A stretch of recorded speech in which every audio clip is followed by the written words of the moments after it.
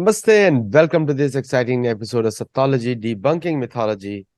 I hope you are loving the three shows we have going on Somnath, गजना का महमूद. अभी वो सिर्फ गजा है, गजना है. कुछ एक्चुअल इंसिडेंट कहीं दिखा नहीं अभी तक. तो you must have be really enjoying कि कैसे हमारे दुष्टा और उनके साथ के जो साथी थे 1947 के बाद कितना सारा झूठ बोला गया चाचा के सानिध्य में. So you all can understand, we all take the names because sometimes you have to just keep the bad history also as a reference. कि किसी ने गलत हमको जो बताया वो भी रेफरेंस है, then only you can create a truth. एक अविद्या विद्या वाला कॉन्सेप्ट है. अगर अविद्या मालूम नहीं होगी तो विद्या कैसे मालूम होगी? तो that is why it is अविद्या is there to make a distinction. वो इसलिए भी है कि it's a world of duality. यहाँ पे एक सही है और एक, एक्चुअली दोनों अरेबिक वर्ड है. One is right, one is wrong. English is better.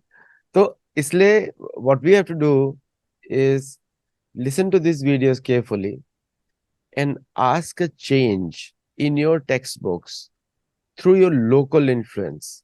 आप जरूर उनसे बात करिए. जितना हमको टेक्स्ट बुक चेंज करने की जरूरत अमेरिका में है उस उतना ही ज्यादा भारत में है. And if the Ministry of Education of India, NCRT, CBSE, and all these different education platforms learn this and correct themselves through proper history, then it will be done. But the concept of official historians is already lost because now everyone is a historian because of social media. So it is good on the part of other organizations, especially education organizations, to correct themselves. तो आज हम लोग शुरू करते हैं, उसी topic पे continue करेंगे और यूरोपीय इतिहासकारों के झूठ को और पकड़ेंगे and you will enjoy this show. So let us welcome professor Kusumlata KD. Ji नमस्कार। नमस्कार. अच्छा, मुझे एक बात बताइए, जब आप इतना पढ़ के हम लोगों को बता रहे हैं तो आपको इसमें कितना आनंद आ रहा है करते हुए? मेरे को तो लग रहा है कहाँ से मुझे सप्तोलॉजी मिल गया। कब पढ़ा था मैंने, कहीं आज तक बोला ही नहीं था। तो अब आपके कारण इतने लोगों तक बात जा रही है। आप मेरे हृदय का आनंद सोचिए। यूरोप कब पढ़ के रखा था और पता नहीं मैंने कितना पढ़ा है। मैं शायद 5 साल रोज बोलूं ना आपके यहाँ तो मेरा अभी वाला स्टॉक शायद पूरा होगा। अभी तो तो मेरा हमने आनंद सोचिए, सब भीतर पड़ा हुआ था और इतने विस्तार से बता पा रही हूँ क्योंकि आपके प्रबुद्ध लोग, यूनिवर्सिटी के लोग इससे जुड़े हैं। बाकी जगह तो इसको पॉपुलर बना के बताना पड़ता है और यहाँ पर हम बाकायदा कैसा रिसर्च करना चाहिए, कैसे खोजना चाहिए, ये बता पा रहे हैं क्योंकि यूनिवर्सिटी ऑडियंस है। I am immensely grateful to you and to your audience. and also my team also, Michelle, Sandra, ये Myra, सबको because they are the ones who are doing this show possible. और दर्शकों को बता दो, हमारे दो शोज चलते हैं. एक लाइव रहता है, that is very few we talk, very few shows. और दूसरा, these shows are done in a university setting where it goes to a wider audience in North America and Canada and also Argentina and Hawaii. It goes to these countries, these shows. ये अलग shows रहते हैं हमारे. उसको हमको by university law in North America we have to do it and get it approved before it comes on YouTube. तो इसलिए second two process रहता है इसके अंदर. That's why some of you tell me about the dates, and that's the reason the delay is because of the dates. But right now, as we are speaking, it is live in the university campus right now. और तो कुसुमलता जी, people have been shocked and people are loving the translations on the bottom. Unfortunately, we can't put them on the YouTube because of the file doesn't come that way. लेकिन एक बात बताइए कि ये जो Mahmood of गजना का इतना बड़ा झूठ सिखाया गया सबको, और हमारे दुष्टा और उसके साथ साथी सभी लोगों ने मिलके इसको ऐसा फैलाया, लेकिन वो लोग तो आज भी भारतीय हिस्ट्री के ऑफिशियल प्राइम मिनिस्टर मोदी की गवर्नमेंट के पार्ट हैं. वो लोग, they are part of the advisers for the new education देखिए, पॉलिसी. मैं पढ़ना लिखना जानती हूँ, बता रही हूँ। उसके आगे पीछे का मुझे उतना नहीं पता। बाकी आप लोग कीजिए, सुनने वाले लोग करेंगे। बहुत अच्छा. मैं मेरा भी केवल आप. ये बता रही मैं हाँ केवल ये बता रही हूं कि यूरोप के पगले, स्टूपिड, फूल, जोकर्स ने ऐसा एब्सर्ड चीजें को लिखा। क्यों लिखा? कि जी हम बाहर से आए हैं। हम नहीं बाहर से आए हैं, सब बाहर से आए हैं। कब आए हैं? हजारों साल खींच तान के ये जा पाए, एक सिकंदर, एक गजना वाला। तो गजना वाले को हम उनके अपने सोर्सेस से पिन कर रहे हैं। तो अगर गर्जना वाला महमूद का हिस्टीरियोग्राफी 0/सन्नाटा है, तो 1000 साल की गुलामी हवा में उड़ गई। उड़ गई ना। अब 2 4 500 साल आना पड़ेगा, फिर हम लोग बाबर पर आएंगे। तब ये गुलामी का चक्कर, उसके बावजूद जिनको नशे पानी के लिए चाहिए, उन पर शंकर भगवान कृपा करें। तो हम लोग का ये जो प्रयोजन है बताने का, कि इस झूठ को रचकर मंदिर तोड़े गए। कब तोड़े गए, क्या तोड़े गए? मुश्किल से 2 250 300 साल में तोड़े। 1000 साल पहले नहीं तोड़े गए, किसी विदेशी हमलावर द्वारा नहीं तोड़े गए, एक दुष्ट अत्याचारी ऐसे लोगों के द्वारा तोड़े गए जिनको इंडियन पीनल कोड में दंड देने की जरूरत है। जैसे ये कनिंघम की किताब है, ये ब्रिटिशर है। हाँ? ये अलेक्जेंडर कनिंघम, ये आर्कियोलॉजिकल सर्वे ऑफ इंडिया का डायरेक्टर है। फाउंडर भी ये है। किताब ये किताब छपी 1871 में। इसके कंटेंट वाले पन्ने पर यहाँ दिया है नॉर्दर्न इंडिया, काउफू और अफगानिस्तान। और इसके 3 नंबर पर लिखा है आर्कोसिया और गजनी। यानी उत्तरी भारत में गजनी कहाँ है? भारत का अंग है। अंग्रेज गधे इसको विदेश बता रहे हैं। ठीक है। जबकि अंग्रेजों के समय महाराजा रणजीत सिंह का इस पूरे क्षेत्र पर प्रभाव है। ठीक है ना। तो इसको विदेशी मानने का मतलब है अपने घर से अपने हिस्सों को अलग कर देना। ठीक। तो एक मेरा प्रयोजन ये है, हम ये नहीं कह रहे हैं कि मंदिर नहीं टूटे। अरे वो टूटे हुए दिख रहे हैं, लेकिन ये गधा या होशियार या बेवकूफ इस महमूद ने नहीं तोड़े। तो इसने नहीं तोड़े, ये बताने से लाभ क्या है? लाभ ये है कि 1000 साल की बात हवा हो गई भाई। तबाह हो गई बिल्कुल। दूसरा, गजना मेरा अपना है जी।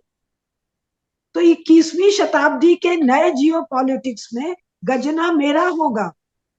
करेक्ट। आप तो पूरा विषय ही दिखा रहे हैं, मेरी औकात वहां तक नहीं पहुंची है, लेकिन जो थोड़ी मेरी पहुंची है बता रहे हैं। तो जिन अंग्रेजों ने ये खेल शुरू किया, उसका नाम है इलियट, और उसका एडिटर है डाउसन। अब इलियट महोदय ने ये काम शुरू किया, ये जो अच्छा 8 वॉल्यूम है। मैं just add one thing for the audience, do like share and widely like and share. उससे क्या होता है कि people know more about our videos, and do become a member, then the YouTube will start promoting these videos again. Right now YouTube is obstructing our videos to reach many of the people today. So please do that. Yeah, please continue. जी। तो ये east India company का एक मामूली सा कर्मचारी है Elliot. इस Elliot and Dawson ने ये काम, डाउसन इसका जब ये मर गया इलियट, तो डाउसन इसका एडिटर है जो काम कर रहा है। एडिटर का नोट हम नहीं आज पढ़ेंगे, अगर आप लोग कहेंगे तो फिर सुनाएंगे, हंसते हंसते पेट फूल जाएगा। कि मतलब कैसा जोकरपन को, बफूनरी को ये हिस्ट्री कह रहे हैं। तो अब इस इलियट ने, जिसका ये पूरा प्रोजेक्ट है, वो खुद प्रीफेस में क्या कह रहा है? पहली बात ये कह रहा है history of India as told by its own historians. तो मतलब हिस्टोरियन तो इंडियन होने चाहिए थे। फिर कह रहा है द मोहम्मदन पीरियड। तो हिस्ट्री ऑफ इंडिया तो नहीं हुआ, और मोहम्मदन पीरियड है तो भारतीय इतिहासकार नहीं। खैर, ये बहुत बड़ा शीर्षक में ही घपला है, लेकिन इस पर अगर कभी आप लोग सीरीज चलाएंगे तो मैं बोलूंगी। आज महमूद गजना वाले मामले पर है। तो हेनरी इलियट का original preface, Roman 12 X 2I। अब इसको आप लोगों को पढ़ना पड़ेगा, मैं कुछ लाइनें पढ़ के बता। तो ये इसमें काफी पन्ने मैंने छोड़ दिए। कह रहा है कि जी भारत में मुसलमानों का इतिहास लिखा हुआ नहीं मिल रहा है, तो मैं सोच रहा हूँ कि मैं इस इतिहास को लिखूं। तो इस इतिहास को लिखने के लिए मैं सोर्सेस कलेक्ट कर रहा हूँ। भाई कैसे लिखोगे, कुछ चीजें मिलेंगी उस समय की घटना की, तो मैं उसको इकट्ठा कर रहा हूँ। तो ये कह रहा है कि मुझे उम्मीद थी कि भाई मुसलमानों के बाद हम लोग आए हैं, तो मुझे ये सब आसानी से मिल जाएगा। तो अब उस पर ये चर्चा कर रहा है। As few people were acquainted with the particular works which should be selected to form such a series, यानी जो ये काम लिखने का करना चाह रहा है उसके लिए एक वो कैटलॉग जैसा बना रहा है। few people were acquainted with the particular works, और ये छपी कब है? 1849 में। तो 1810, 20, 25, 30 में ये काम शुरू किया। अब आगे तो 2-3 लाइन हम जल्दी पढ़ रहे हैं, फिर मेन पर आएंगे। The author willingly undertook this task as it did not appear one of much difficulty, but in endeavoring to accomplish it, the mere nominal index which he was invited to compile has insensibly expanded into several volumes, for encouraged not only by finding that no work had ever been written especially on this matter, but also by receiving from many distinguished Orientalists, both European and native, their confessions of entire ignorance on the subject of his inquiries, Eliot's inquiries, he was persuaded that it should be useful to append, as far as his knowledge would permit, a few notes to each history as it came under consideration. यानी beginning of 19th century. और ये क्या बता रहे हैं कि साहब 1857 तक भारत पर मुसलमानों का राज है। ये 1857 के पहले छप गया, 1820, 22, 23 में शुरू किया। तो क्या कह रहा है? नो वर्क, अब मेरा जोड़ रही हूं, on Muslim history had ever been written especially on this matter, but also by receiving from many distinguished Orientalists, both European and native, their confessions or entire ignorance on the subject of his inquiries. अभी comment नहीं कर रही। Page Roman 30। English translations exceed the Persian text. Forgery. How a translation can exceed the text?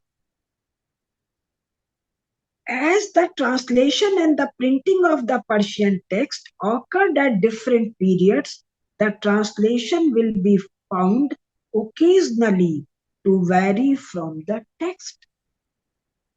Forgery. You are inserting, interpolating what is not there. So forgery is English, European history writing, 19th century and also 20th century. ये मैं नहीं कह रही हूँ, editor original compiler खुद कह रहा है। अब कह रहा है, बहुत ध्यान से सुनिएगा, Roman 40। Each chronicler taken individually is not of any conspicuous merit. The sources this gentleman or bad man is collecting in 19th century, early 19th century, जब तुम कह रहे हो जी मुगलों का राज्य है, बहादुर शाह जफर है, और भारत के लोग कह रहे हैं जी हम लोग गुलाम हैं, मोदी जी भी कह रहे हैं गुलाम हैं, तब each chronicler taken individually is not of any conspicuous merit। कौन कह रहा है? यूरोप वाला कह रहा है। आप, ये बहुत काम का है। वो कह रहा है जी कि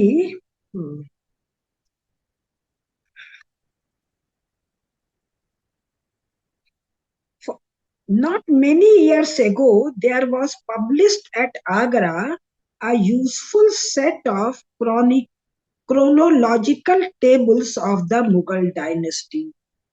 Not क्या कह रहा है, नॉट मेनी ईयर्स एगो, यानी 1810-20 में, अभी औरंगजेब को मरे 100 साल नहीं हुआ है, 1707 में औरंगजेब मरा है, और ये कह रहे हैं भारत मुगलों का गुलाम है। तब क्या कह रहा है, there was published at Agra a useful set of chronological tables of the Mughal dynasty said to be founded on the authority of several excellent works named by the author. छपा साहब बहुत गजब का। Having been long in search of many of these works, I, Mr. Eliot, requested from the author a more particular account of them. He replied that some had been once in his possession and had been given away. Some he had borrowed, कुछ उसके पास था जो उसने किसी को दे दिया, कुछ उसने खुद ही बोरो किया था वो लौटा दिया, and some were lost or misled, और बाकी जिनकी वो चर्चा किया है अपने लिस्ट में वो गायब हो गए। But the parties to whom he had given his supposed books and from whom he had borrowed denied all knowledge of the works or even of their titles. Indeed, most of them contained nothing on the subject which they were intended to illustrate, and they were evidently mentioned by the author for the mere object of acquiring credit for the accuracy and extent of his research. Aditya ji, yes चलिए, yes yes, I am there तो actually. सब कोई बात नहीं, तो आप सुन रहे हैं बिल्कुल सुन रहा हूँ, मैं बैठा सुन रहा कि हूँ। साहब एक बड़ी जबरदस्त लिस्ट आई, तो मैंने उसके ऑथर से कहा भाई जरा ठीक से बताओ किताब कौन कौन सी है, दे दो मुझे भी। हाँ। बोला जी कुछ तो मैंने फलाने को दिया, कुछ मैंने ठिकाने से बोरो किया, कुछ गायब हो गया। तो दो का नाम लिया, इसको दिया और इससे लिया। ये सज्जन उन दोनों के पास पहुंचे, वो कह रहे जी कौन सी किताब, कौन सा नाम, कौन सा टाइटल, फिर शायद ये और खोजे, तो पता चला उस नाम टाइटल में वो तो कुछ है नहीं। तो हम लोगों को जो किताब ये बता रहे हैं, कुतुबी यामिनी साहिनी टलाने फलाने, वो किताब कहीं है भी क्या, और है तो उसमें लिखा क्या है, और उसकी दो दो एक एक कॉपी ही है जो इन अंग्रेजों और यूरोपियंस के पास है, मियाँ लोग के पास है ही नहीं। ठीक, अब आगे सुनिए। नहीं, ये जो आगे, पूरा जो ये कॉलोनाइजेशन का जो सिस्टम है, इसको 4 स्टेप में चर्च पूरा करता है। लोग सोचते हैं कि ये सिर्फ ब्रिटिश एम्पायर कर रहा है, नहीं, ये चर्च बैठ के करता है। Church of England, Catholic church, ये करते हैं। उनका 4 स्ट्रैटेजीज है। पहला स्ट्रैटेजी होता है कि इनका इतिहास को अपने हिसाब से प्रस्तुत करो। दूसरा, ये भारत के लिए सिर्फ यूज किया है क्योंकि बाकी जगह इतना लिखा हुआ नहीं था, पढ़े लिखे लोग भारत में ज्यादा थे, तो भारत के लिए स्ट्रेटेजी यूज किया। दूसरा स्ट्रेटेजी ये होता है अपने लोग इनके इतिहासकारों में बिठा दो, वेरी सक्सेसफुली डन। तीसरा स्टेज ये होता है कि इनके जो रिलीजियस बुक्स हैं उसमें ट्रांसलेशंस में चेंज कर रहे हैं, क्योंकि संस्कृत में चेंज नहीं कर सकते तो ट्रांसलेशन में चेंज करेंगे। और जो इनके जो ब्राउन अंग्रेज हैं उनको वो इसको लिखेंगे। और कभी कभी ये लोग रेफरेंस के लिए यूरोपियन ऑथर्स को पिकअप करते हैं क्योंकि उनको मालूम है कोई ब्रिटिश पे ट्रस्ट नहीं करेगा। स्कॉटलैंड भी इंग्लिश पे ट्रस्ट नहीं करते हैं, आयरिश भी नहीं करते हैं, वेल्श भी नहीं करते हैं, तो they use the European authors to bring validity. और चौथा इनका स्टेज होता है कि कंट्रोल देयर एजुकेशन डिपार्टमेंट। वो लास्ट स्टेप होता है, लेकिन वो इजिली फर्स्ट 3 करने के बाद 4th हो जाता है। And exactly they have done the same thing, ये सेम प्रोसेस है। तो साउथ अमेरिका का थोड़ा अलग प्रोसेस किया है उन्होंने। हाँ बोलिए। लेकिन उसके बावजूद इसके बाद जोकर है। करेक्ट। ये जोकर की बात लिख रहे हैं। अब अगला सुनिए इन जोकरों को। Yes. Again, a native gentleman furnished a catalogue of the manuscripts set to compose the historical collection of His Highness the Nizam, Hyderabad wala. But on close examination, I found that from beginning to end, it was a complete fabrication. यानी हैदराबाद के निजाम के यहाँ जो मिला वो इनको complete fabrication मिला। तो भैया तेरे को मिला क्या जिस पर तूने इतिहास लिखा? एक फोर्जरी पर दूसरी फोर्जरी, दूसरी पर तीसरी फोर्जरी।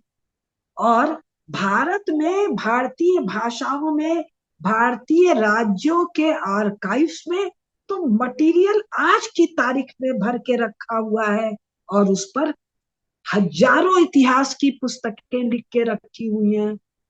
ये अंग्रेज उसको कंसल्ट नहीं कर रहे हैं। कंसल्ट करने से एजेंडा नष्ट हो जाएगा। एजेंडा क्या है अभी इसी इलियट का पढ़ के सुना रही हूँ। The names of the works being taken from the prefaces of standard histories, in which it is usual to quote the authorities, the very identical sequence of names and even the errors of the original being implicitly followed. और एक paragraph जो मैंने पढ़ के आपके channel पर सुना रही हूँ कंटिन्यूटी के लिए। Against these impudent and interested frauds, यानी इलियट का सोर्स मटेरियल इलियट के अनुसार फ्रॉड है, तो फ्रॉड के ऊपर fraud. It has nothing to do with Indian history. Against these impudent and interested frauds, we must consequently be on our guard, not less than against the blunders arising from negligence and ignorance, the misquoting of titles, dates, and names. Muslim period, Muhammadan period, the ascriptions to wrong authors, the absence of beginning and ending, साबुत किताब नहीं है, the arbitrary substitution of new ones to complete the mutilated manuscript, ये इतिहास के sources हैं, the mistakes of copies, the exercise of ingenuity, the exercise of ingenuity in their corrections, and the fancy in their additions, all these added to the ordinary sources of error attributable to the well-known difficulty of deciphering Oriental manuscripts, not in English, not in Arabic, not in Persian, not in Turkish, many languages. Present many obstacles sufficient to damp even the order of an enthusiast. Enthusiast, not historian, not scholar, because historian and scholar will throw this rubbish in a dustbin. But enthusiast has to do something. And what that something he himself is saying. Besides which, we have to lament the entire absence of literary history and biography, which in India is devoted only to saints and poets. और ये Mohammedan period की बात हो रहा है, किस्सा मंगरोली सा है। और पढ़ा क्या रहे हैं कि साहब मोहम्मदन लोग इतिहास लिखना जानते हैं और यूरोप के लोग इतिहास लिखना जानते हैं। हमारे यहाँ राजा महाराजा का नहीं, एक एक परिवार ने कौन से तीर्थ स्थान को विजिट किया, किसने, उसके कितने बच्चे, कितनी पत्नी, कितना घर, कितना द्वार, सब लिखा हुआ आज भी रखा हुआ है, जिनको वंश लेखक कहते हैं। एक एक व्यक्ति का इतिहास। हाँ, besides which we have to lament the entire absence literary history, where fairy tales and fictions are included under the general name of history, Mohammedan history, British history, European history. I'm adding this. We cannot expect to learn much respecting the character, pursuit, motives, actions of historians.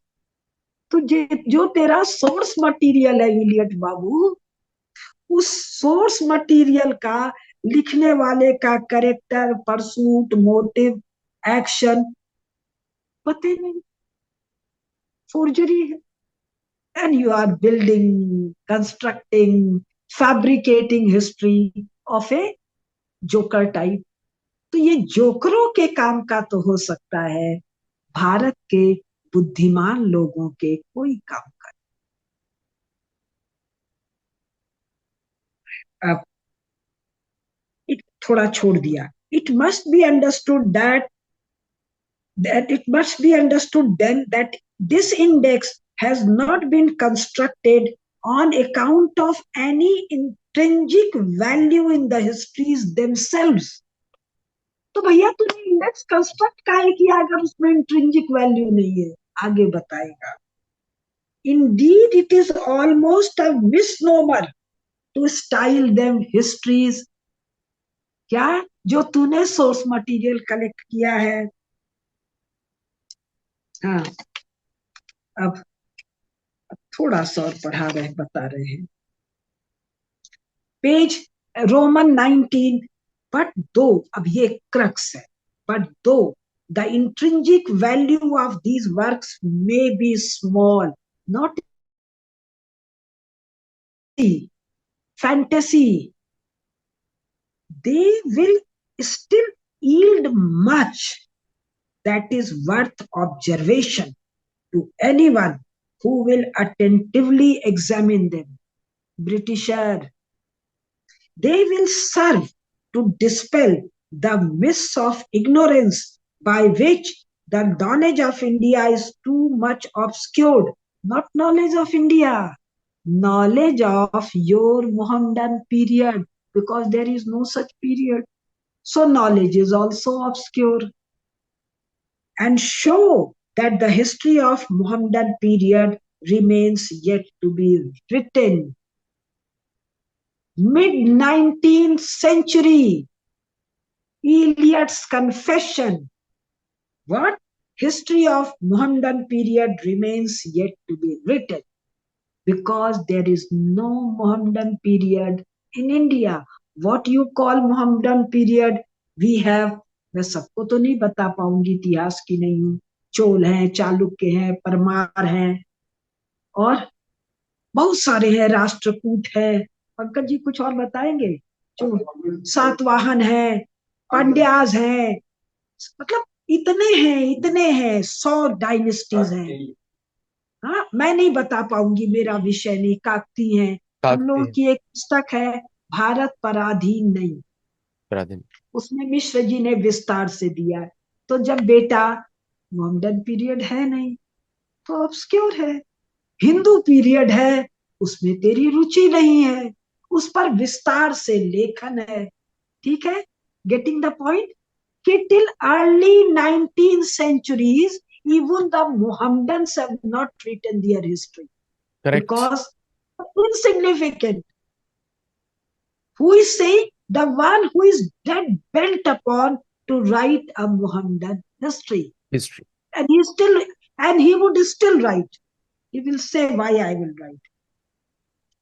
ये पूरा इनका चक्र रहा है. भारत में इन्होंने हमेशा Mohammedan का हुआ बनाया है, मैक्सिको में मायन का हुआ बनाया, जबकि अभी पता लग रहा है कि अभी नाउ कि वो वहां पे there was no human sacrifice was banned in native cultures of Mexico. और जिसको पनिशमेंट दी जाती थी वो क्रिमिनल होते थे, उनको दी जाती थी punishment, because the gods were not accepting any meat. ये है कल्चर मायन का. तो बिल्कुल सही है, देवता कभी मांस एक्सेप्ट नहीं करते हैं. बिल्कुल सही है. तो this is all the stories are made up. लेकिन ये स्टोरी भी बफूनरी है, पफूनरी। अच्छा। जोकर है। कारण जोकर ये स्टोरी लिख रहा है, करेक्ट। स्कॉलर नहीं स्टोरी लिख रहा है, इसलिए इतनी घटिया कहानी है। अच्छा आगे सुनिए। हाँ हाँ। History of Mohammedan period remains yet to be written. They will make our native subjects, ये आएगा बाद में, Hindu subjects, more sensible of the immense advantages accruing to them under the mildness and equity of our rule crux. सब इसलिए लिख रहे हैं, देखो भाई हम बहुत अच्छे हैं। क्यों? भारतीय, इनको 1857 अभी होने वाला है, 1857 के पहले का टेंशन है कि तुम घटिया हो, तुम छछूदर हो, तुम कोढ़ी जैसे हो, get out, we are not interested. इनको म्लेच्छों की तरह ट्रीट कर रहे हैं भारतीय। तो भारतीयों को ये बताना चाह रहे हैं कि देखो हमारे पहले जो थे वो वो ये थे, हम बहुत अच्छे हैं। If instruction were sought from them, we should be spared the rash declaration respecting Mohammedan India, which are frequently made by persons not otherwise ignorant, characters now renowned only for the splendor of their achievements, etc. We should no longer hear bombastic babus. Babus are Hindus. East India Company officers are एकदम troubled headache because of bombastic babus, bombastic Hindu, not bombastic. Knowing their history, knowing their present 1840, 1830, contemporary present, they are despising Britishers and that is their headache. ये पूरा आप लोग विस्तार से पूरा ये Roman में जो है उसको पढ़िएगा, मैं थोड़ा सा और पढ़ रही हूँ। We should no longer hear bombastic babus enjoying under our government the highest degree of personal liberty and many more political privileges that were ever conceded to a conquered nation. No, we were not conquered. You yourself are providing all the detail. No one can conquer us. Nobody has the kind of economy, the kind of population, the kind of spirit, the kind of resources. Forget about conquering us, scratching us. We should no longer conquered nation rant about patriotism. देखिए भाषा, भारत के Hindu beginning of 19th century rant about patriotism and the degradation of their present position. They are complaining, they are bitter. Who? Those who are under the governing administration of East India Company. They are complaining, and they are bitter. And now 1857 is going to happen. Huh. If they would dive into any of the volumes mentioned herein, it would take these young Tutis and Phokians a very short time to learn that in the days of that dark period of Muslims, for whose return they shy, no, we are not shying for their return, even the bare utterance of their ridiculous fantasies would have been attended. लंबा है, वो ये कह रहा है कि हमको एक इतिहास लिख के तैयार करना पड़ेगा कि हमसे पहले जो थे, they conquered you, they ill treated you, they did you this, they did you that, so we are, accept us, welcome us. Page 19, page 20 अभी टाइम है तो मैं थोड़ा, we should be compelled to listen no more to the clamors against resumption of rent-free tenures. Rent-free tenures कौन देता है? हिंदू राजा, सनातनी राजा देता है। We should, we मतलब we Britishers should be compelled to listen no more to the clamors against resumption of rent-free tenures when almost every page will show. Almost every page of what? Which we Britishers will write regarding Mohammedan period, for which no source material, no chinta. We will fabricate. We are trained by church. that there are no tenure, whatever is designation which was not open to resumption in the theory of the law and which was not repeatedly resumed in practice. Should any ambitious functionary entertain the desire emulating the exceedingly magnific- magnificent structures, it will check his aspiration to learn that beyond palaces and porticos, temples and tombs, there is little worthy of emulation. This is the agenda to bring us in amnesia. No, we cannot be brought to amnesia by buffoons. We are not manuscript है. इतने आफत के बाद 100 सवा 100 साल के बाद मैं तो एकदम इग्नोरेंट टाइप की हूँ, लेकिन मैं आपके चैनल पर हूँ. हमारे यहाँ के सचमुच के जानकार लोग इलेक्ट्रॉनिक चैनल पर शायद नहीं है.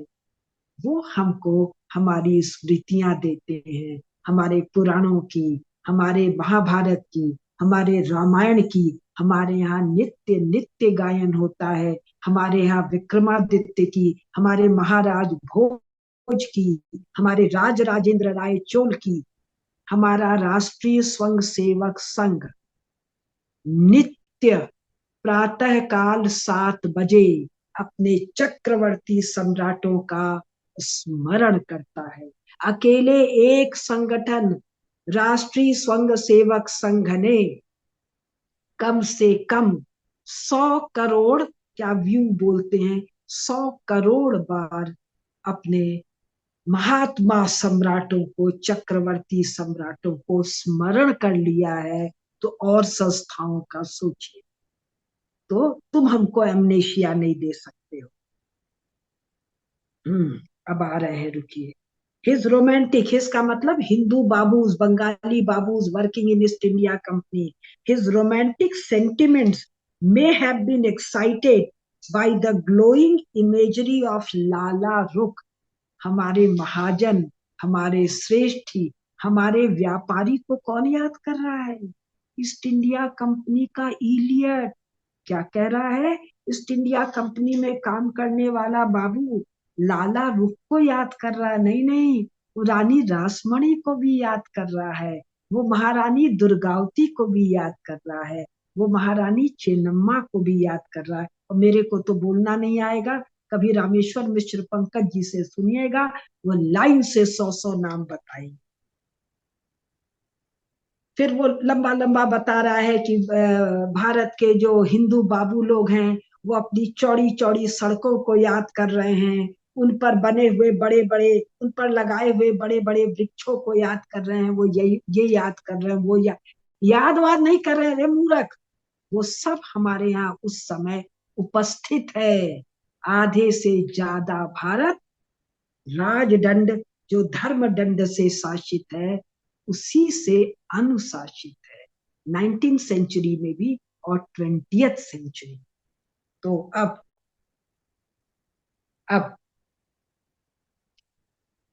Page Roman 21. एक मिनट रुकिए.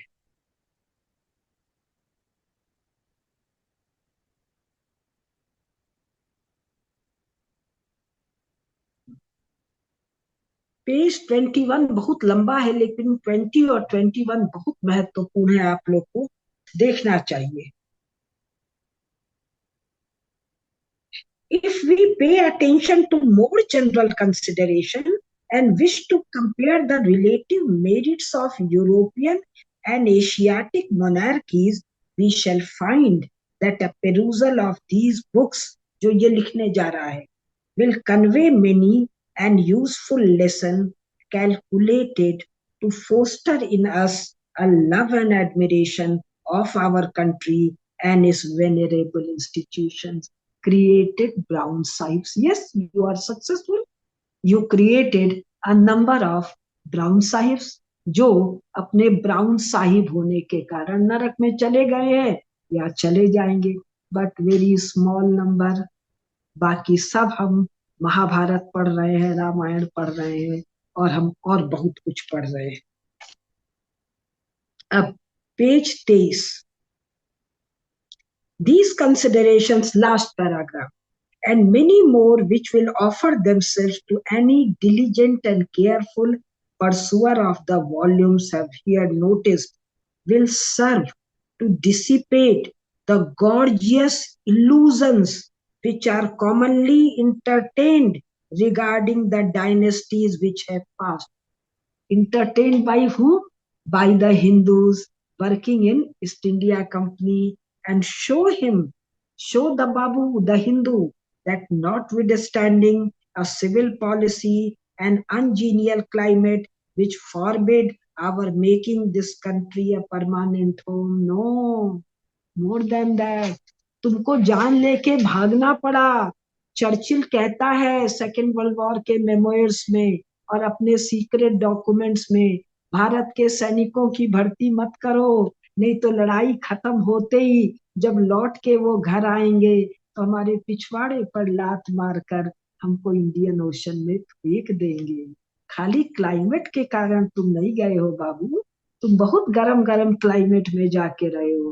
भारत में रहना तुम जोकरों की औकात नहीं है, इसलिए तुम लोग गए। फिर वो कहता है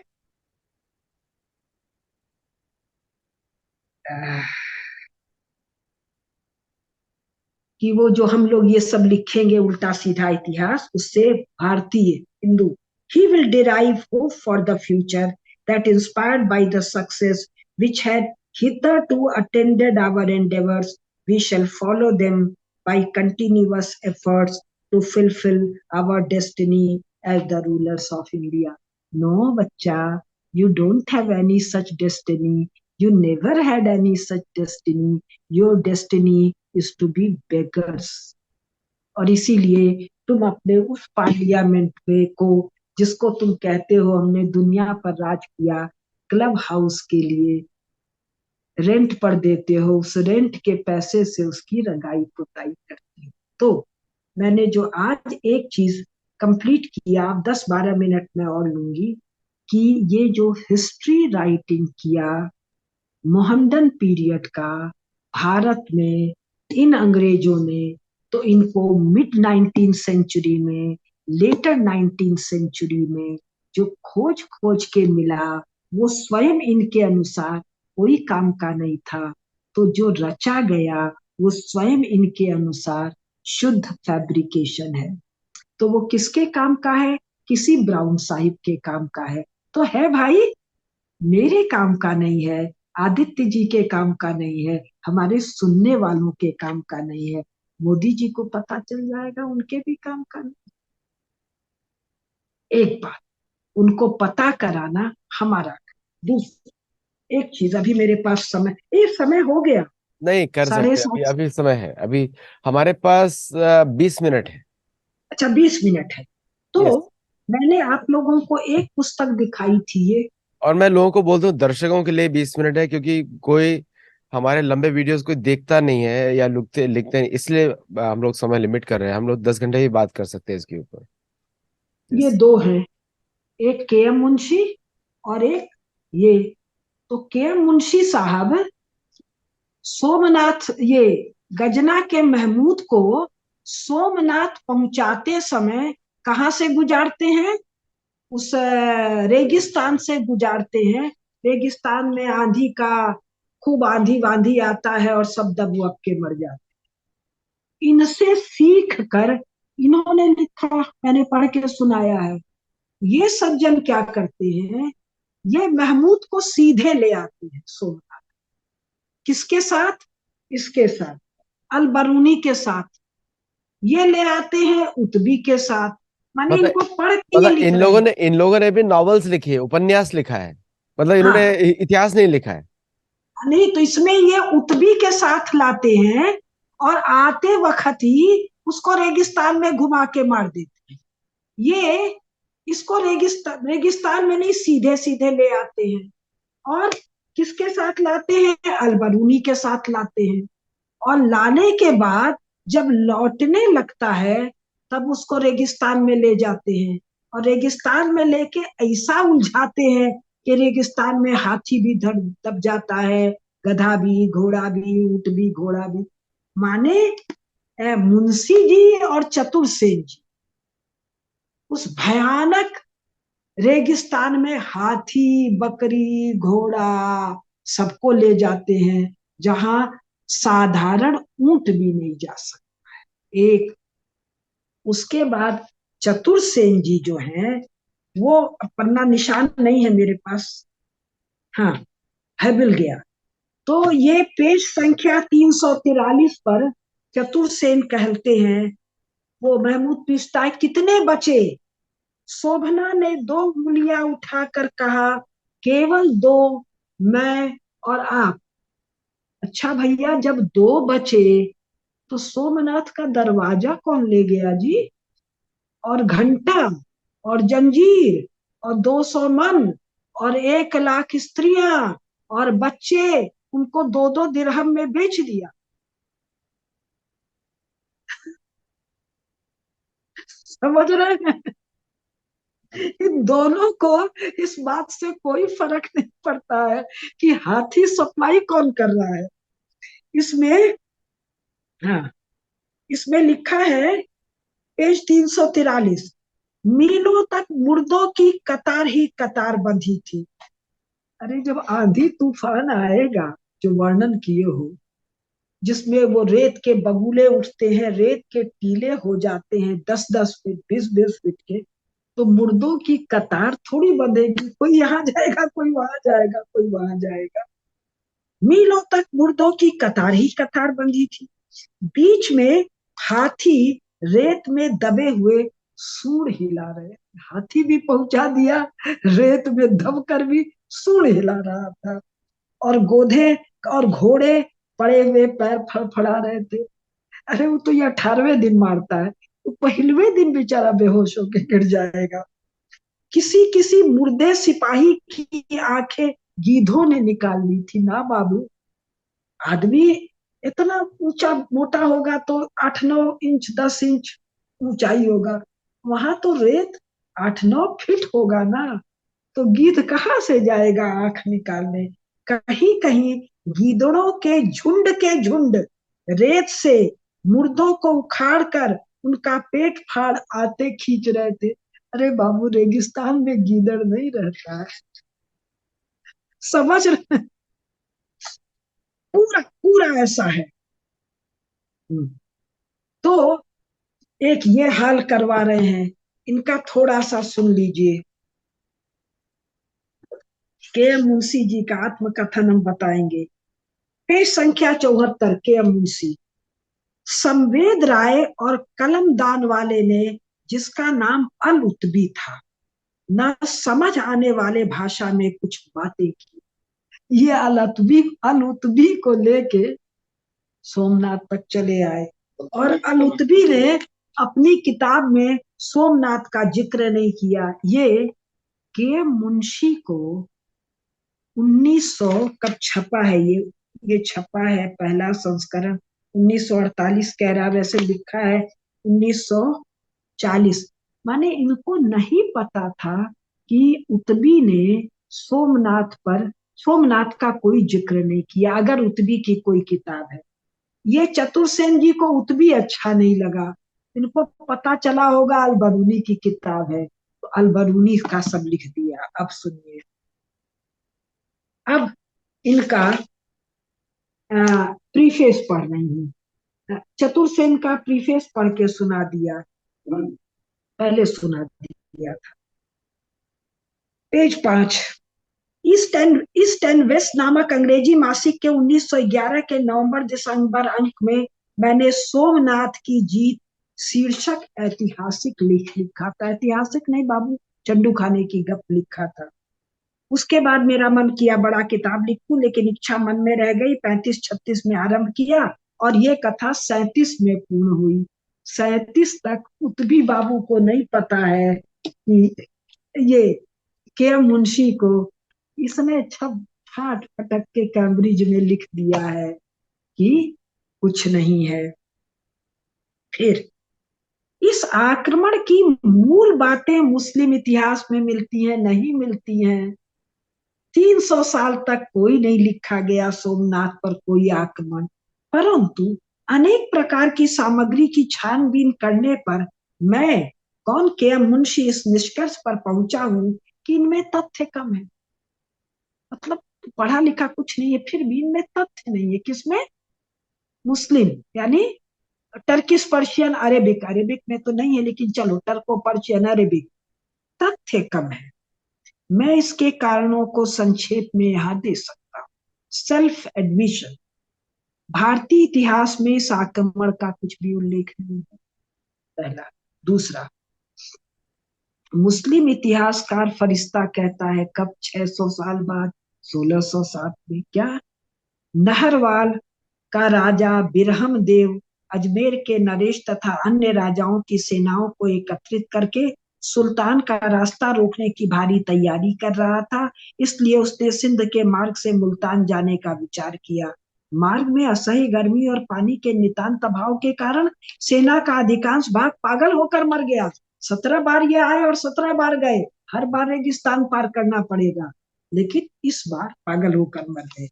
तो भीमदेव की इतनी बड़ी विजय का उल्लेख किसी प्रशस्ति में, द्वयाश्रय में, कीर्ति कौमुदी में या किसी दूसरे इतिहास में क्यों नहीं है? तीसरा, इसलिए नहीं है क्योंकि कुछ हो ही नहीं किया। तीसरा, मुस्लिम इतिहासकार कहते हैं कि महमूद ने पाटन की गद्दी पर किसी डाविस सलीम नामक व्यक्ति को करदाता के रूप में बिठाया था। करदाता, इस बात का कोई भारतीय आधार नहीं है। चौथा, हमारे उपलब्ध, यानी भारतीय उपलब्ध ऐतिहासिक आधार भीमदेव के राज्यकाल को सदैव श्रृंखलित बताते, कंटिन्यूअस। विक्रम संवत 1086 के ताम्रपत्र के अनुसार भीमदेव कच्छ पर राज्य करते थे और विक्रम संवत 1088 में इनके मंत्री विमल ने आबू पर एक बड़ा मंदिर बनवाया था। यानी जिस समय तुम सोमनाथ पर आक्रमण करवा रहे हो, ध्वंस करवा रहे हो, कौन? मियाँ लोग नहीं, अंग्रेज। मियाँ लोग तो नामे नहीं ले रहे, ना सोमनाथ के दरवाजे की बात कर रहे हैं, अंग्रेज लोग। तब उनके उनके जो मंत्री हैं वो आबू में, राजस्थान में बड़ा भारी मंदिर बनवा रहे हैं। यदि आक्रमण विक्रम संवत 1082-83 में हुआ माना जाए तो 1088 की यह सत्ता और समृद्धि वाली बात कुछ अजीब लगती है। तो फिर तुम काहे झूठी बात लिखते हो जी? अंग्रेजों ने कुछ दिया था क्या? क्यों लिख रहे हैं? Why are you writing? वो लिख रहे हैं, उनके पास एजेंडा है, या वो मूर्ख है या वो जोकर है। तुम तो भारतीय हो, गुजराती हो, तुम्हारी छाती नहीं कांपती है सोमनाथ का विध्वंस लिख के? तुम्हारा एजेंडा क्या है? और ये पक्का गांधीवादी आदमी है, इसके एजेंडे के बारे में सोचना चाहिए। यंग इंडिया का ये एडिटर है, ये भी गांधी का चेला है। Dot dot dot dot dot dot आप लोग भरिए। पांचवा, सोमनाथ के आक्रमण का पहला ब्यौरेवार वर्णन महमूद के 200 साल बाद। हम लोगों ने देखा 300 साल बाद, ब्यौरेवार वर्णन नहीं, छिटपुट वर्णन। तो भैया अगर वो कुछ करेगा, इतना भारी काम करेगा, मथुरा का 1000 मंदिर तोड़ेगा, पूरा गजना को सोना चांदी और रत्न से एकदम दबदबा के भर देगा, एक भी किताब, एक भी किताब 20वीं शताब्दी तक नहीं। एक मियाँ ने, कौन सा मियाँ? गजना का और आसपास का और सबका जो डाउसन फाउसन ने लिखा है, एक मियाँ महमूद पर किताब नहीं लिख रहा है उसके नाम से। छठवां, कितने ही मुस्लिम इतिहासकारों ने नहीं, इतिहासकारों ने नहीं, कितने ही मुस्लिम भी नहीं, कितने ही मियाँ नशेड़ियों ने जो सोमनाथ की मूर्ति का वर्णन किया है वह हिंदुओं की दृष्टि से असंभव है। इतना ही नहीं, परंतु अलबरूनी जिसने स्वयं इस मूर्ति को देखा था, आपको कैसे पता चला मुंशी जी? अलबरूनी तो नहीं गया, नहीं कहता है कि मैंने देखा था। वह वैसा ही ठोस था जैसा कि शिव मंदिरों में होता है। यद्यपि ये प्रश्न विचारणीय है, तथापि यह कथा यह मान कर ही लिखी गई कि आक्रमण में कुछ न कुछ तथ्य है। क्यों लिखी? तुम्हारे अंग्रेज बाबूजी ने कहा अंग्रेजी नहीं पढ़ेगा, कुछ हिंदी में लिखो, कुछ गुजराती में लिखो। तो ये सब एजेंट है उसके, ये ब्राउन साहिब है। अब दो चार बात मैं करके खत्म कर रही हूँ। जो क्रक्स है, सरकमस्टेंशियल एविडेंस। 11वीं शताब्दी के बिगनिंग में ये सब स्वयं क्या कह रहे हैं? वहां महाराज त्रिलोचन पाल, आनंद पाल, जयपाल का साम्राज्य है। कहाँ? कौन सा भारत? केवल गजना, काबुल, गंदहार नहीं, पूरे सेंट्रल एशिया में किसका शासन है? ब्राह्मण शाही, क्षत्रिय शाही, मैं उतना नहीं बोल पा रही हूँ, लिखा सब जगह ब्राह्मण शाही है, स्वाभाविक है, राजा है, क्षत्रिय है, मेरी कोई गलती नहीं, मत मत मानिएगा, हम जो पढ़ रहे हैं सो बोल। इनका शासन है। कन्वर्जन अभी शुरू हुआ है। स्वयं इस महमूद की माँ हिंदू है अभी, दादा और बाप कन्वर्ट हुए हैं, 200-400 छुटपुट इधर उधर कन्वर्ट हुए हैं। ये जो कन्वर्ट हुए हैं, ये 150 मार धाड़ छापा मारी अभी भी तो सारी दुनिया में चल रहा है। ये आपके अमेरिका पर जो वो ट्विन टावर पर अटैक हुआ, तो ये तो अटैक हुआ या कुछ हुआ, वो ट्विन टावर गिर गया, ये तो पक्की बात है। तो अमेरिका सऊदी अरेबिया का गुलाम नहीं हुआ भाई, नहीं हुआ ना। तो ये संपूर्ण क्षेत्र भारतीय पराक्रमी राजाओं का क्षेत्र है। और ये कितने पराक्रमी हैं, इसके बारे में मैं डाउसन का सुनाना चाह रही हूँ। ये भी गप है, लेकिन गप किस कोटि का उनके मन में है। तो ये डाउसन का जो इलियट का जो पहला वॉल्यूम कहा, तो ये पहला इतिहासकार कहता है मर्चेंट ऑफ सुलेमान, इसका जो पहला सोर्स, ध्यान दीजिए, कोई इतिहासकार नहीं है, एक सुलेमान नाम का व्यापारी। उसका गप हम बाद में सुनाएंगे। उसका केवल एक कह रहा है,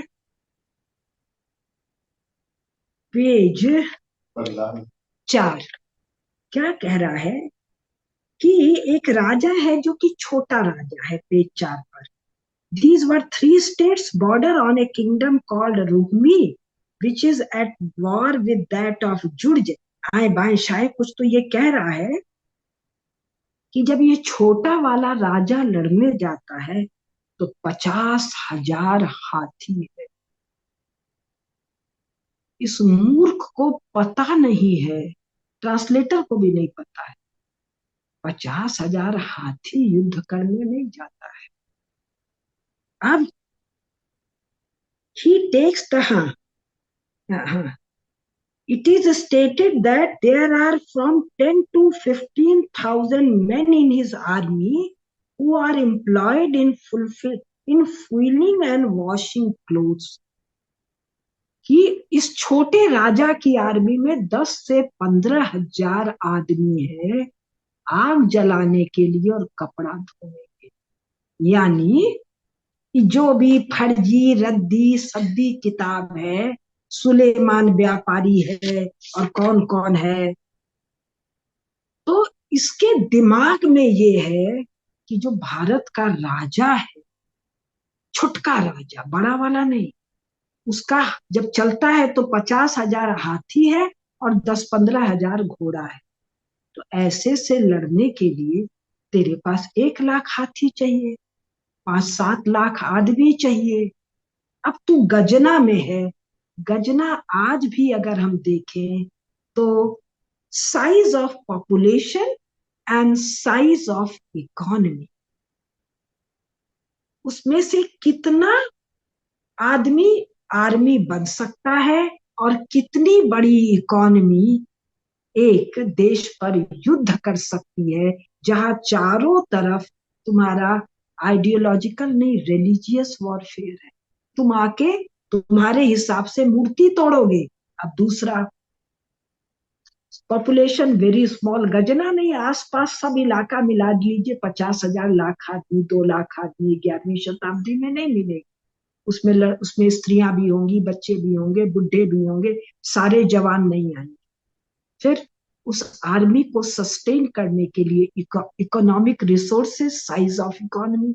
तीसरा, मान लो कोई ऊपर से आके टपक गया और हो गया, तो अगर तुम गजना के दक्षिण वाले रास्ते से निकलोगे, तो आदित्य जी और अच्छी तरह बताएंगे वहां कितनी पहाड़ी नदियां हैं। एक है हरिरुद्र, इन पहाड़ी नदियों में तेज फ्लो है, नाव तो नहीं चल रहा है, पुल तो नहीं बांध रहे हो। और गजना में हाथी है क्या? गजना में ऊंट है, गधा है, घोड़ा है। और मुझे विवेक भटनागर जी ने बताया कि उसका टेम्परेचर गर्मी के दिन में 4 डिग्री रह रहा है। पहाड़ी नदी तुम नाव पार करोगे क्या?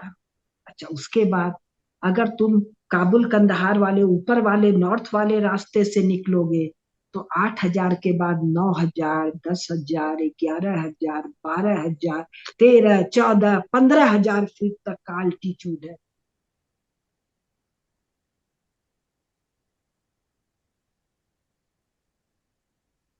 और जब तुम एनिमी टेरिटरी से गुजर रहे हो, दिल्ली से कलकत्ता और ढाका तो नहीं जा रहा है ट्रेन, छुक छुक ट्रेन में बैठ के आ रही हो, तुम टप टप टप टप टप टप टप टप घोड़े पे आ रहे हो।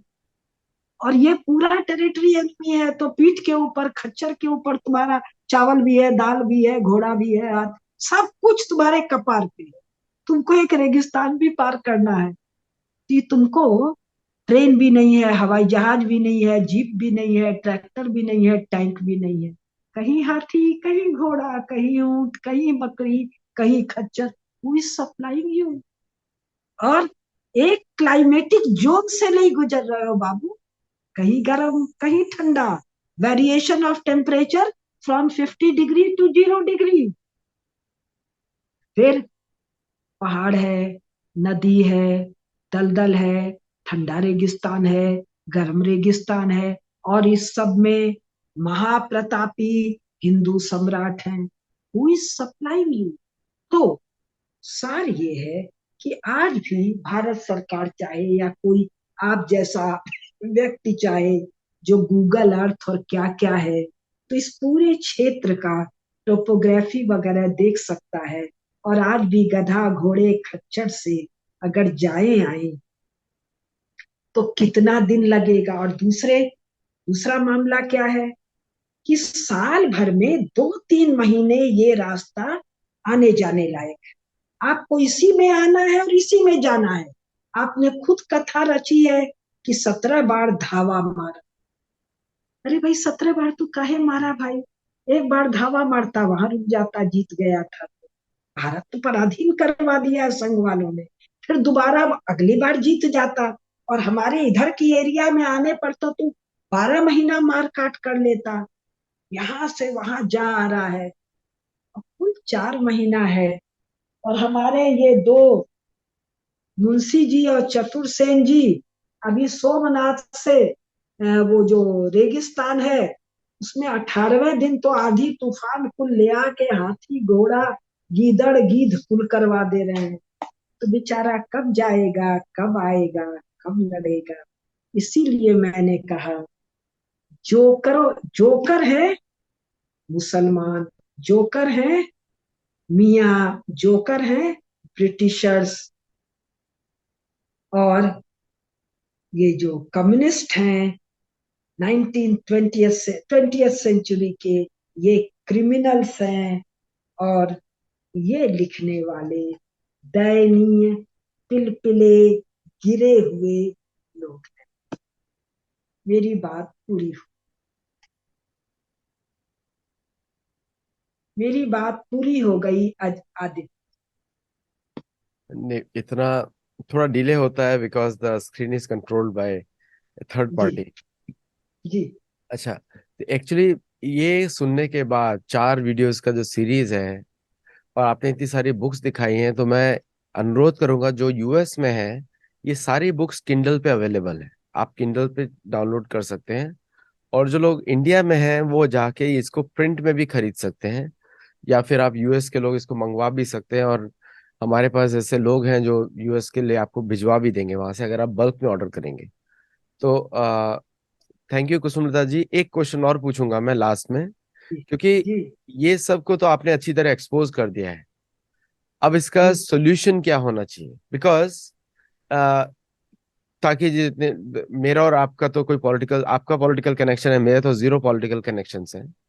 आ, ले- हमारे जो राजनीतिक हैं, जो इस बात को बार बार बोलते रहते हैं, रीइंफोर्स करते हैं, उनके वर्जन कैसे करेक्ट किए जाए?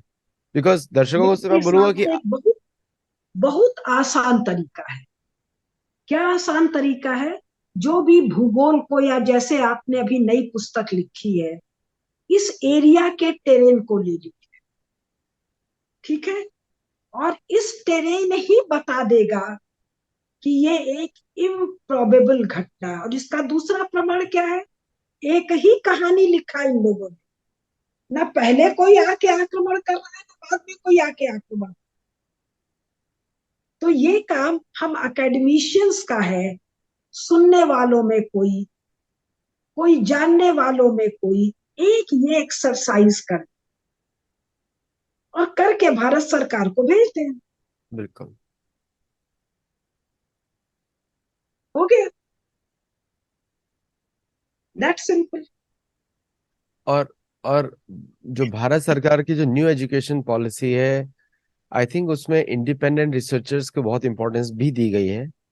तो I think in that category you can submit. Best होगा कि आप जाके स्वयं मिलें, और उनसे बात करें, या कोशिश करें अपने एमपी, लोकल एमपी के थ्रू, या लोकल किसी के थ्रू। ये काम इस आपके अमेरिका में बैठा हुआ कोई कर डाले, जो ज्योग्राफी को समझता है और मॉडर्न टेक्नोलॉजी को समझता है। ये मुश्किल से 2-2.5 महीने का काम। चलिए हम लोग इसको मैपिंग करते हैं, हम और आप बैठ के करते हैं, साथ में प्रेजेंट करते हैं। बहुत आसान काम है। बहुत आसान वो है, ठीक है। अजमेर और जैसलमेर वाली कहानी सुनाई ना, बिल्कुल। वही कहानी इनकी सब निकलेगी। यहाँ से आया, वहां गया, अरे उधर उधर का रास्ता ही नहीं मिलेगा। अब मेरे को तो आता नहीं है, नहीं तो मैं करती सब। नहीं, हम लोग कर सकते, हम लोग टुगेदर विल डू इट। और मैं कहूंगा कि दर्शक जो सुन रहे हैं, कि आप भी हमारे साथ जुड़ सकते हैं, और we can make it a public project where yes. We all collaborate and make this happen, terrain mapping, कि कैसे आया, कितना आया। जैसे मैंने पांडवों के जन्म से जो 17 दिन में हस्तिनापुर पहुंची, कुंती महारानी अपने 5 पुत्रों के साथ, जो यंग थे सारे के सारे, उस समय युधिष्ठिर 16 वर्ष के थे, तो 17 दिन में पहुंची। तो 17 दिन का मैपिंग एग्जैक्टली है कहाँ से आए होंगे, डिस्टेंस। तो दैट वी कैन डू। वो मेरी पांडव द फेमस 5 पुस्तक में है, लोग देख चेक आउट कर सकते हैं। तो और जो नई पुस्तक आई है जिसपे कुसुमलता जी ने बहुत ही सुंदर फॉरवर्ड लिखा है, जरूर आप पढ़िएगा। उनका फॉरवर्ड में एक दो मेरे मेरे लिए जो लिखा है उसको आप इग्नोर कर सकते हैं, लेकिन जो इन्फॉर्मेशन दी है उसके अंदर, दैट इज रिमार्केबल। वो आप जरूर देखिएगा। उन्होंने आपने रामेश। जो काम किया ना आदित्य जी, वो मेरी कामना थी, मेरा सामर्थ्य नहीं था। तो आप बहुत आशीर्वाद के पात्र हैं, बहुत आशीर्वाद की। भारत माता आपको आशीर्वाद देगी, देश के चक्रवर्ती सम्राट आपको आशीर्वाद देगी। मुझे शैलेंद्र जी ने बोला, अगर कुसुमलता जी का आशीर्वाद नहीं है तो बुक कैसे लिख पाओगे, ये उन्होंने बोला हम्म। मुझे। तो मैंने उनको बोला, नहीं, उनका फॉरवर्ड बुक में जरूर जाएगा और उसमें रहेगा। और दर्शकों को बता दूं, ये बुक मैंने लिखी है इंटरनेशनल ऑडियंस के लिए, लेकिन उसके फॉरवर्ड हिंदी में है 3। बिकॉज मैं चाहता हूं कि देवनागरी ही भारत विश्व की मुख्य लिपि बने, क्योंकि Devanagari is a perfect writing style. और उसके माध्यम से धीरे धीरे लोग हमारे वेद पुराण भी देवनागरी में ही पढ़ेंगे, देवनागरी स्क्रिप्ट का नाम है। तो उसको लोग पढ़ेंगे, और उससे लिए काफी आसान भी होगा, क्योंकि it is one of the perfect script for the humanity, perfect script है। Thank you all for joining, and thank you all for liking and loving our video. Do share. और इसमें बता दूं, यूनिवर्सिटी में 6,500 लोग लाइव देख रहे हैं इस शो को। Thank you for all the तो पीपल हु हैव बहुत लाइव। बहुत नमन। और कुछ करिए आप लोग, ये अब आप लोगों का काम है, सुनने वालों का। हम जितना कर सके कर दिए, अब आप लोग संभालिए। And for the YouTube audience I say, अगर लाइव में 6,500 हैं तो आप लोग तो मिनिमम इसको 1 मिलियन इस सीरीज को लेके जरूर जाइए। कुसुमलता जी के 33 वीडियोज है हमारे शो पे, 33 प्लेलिस्ट में है। आप लोग उसको कार में सुन सकते हैं बिना देखे हुए स्क्रीन को। तो एनीवे आप लोग म्यूजिक तो लगाते हैं कार में, then you listen to this music also, क्योंकि बाकी म्यूजिक में तो रिदम से आपका दिमाग कंट्रोल होता है। यहाँ पे आपके शब्दों से दिमाग के जो ग्रंथियां हैं उसको खुलने वाली है। Thank you all very much and नमस्ते।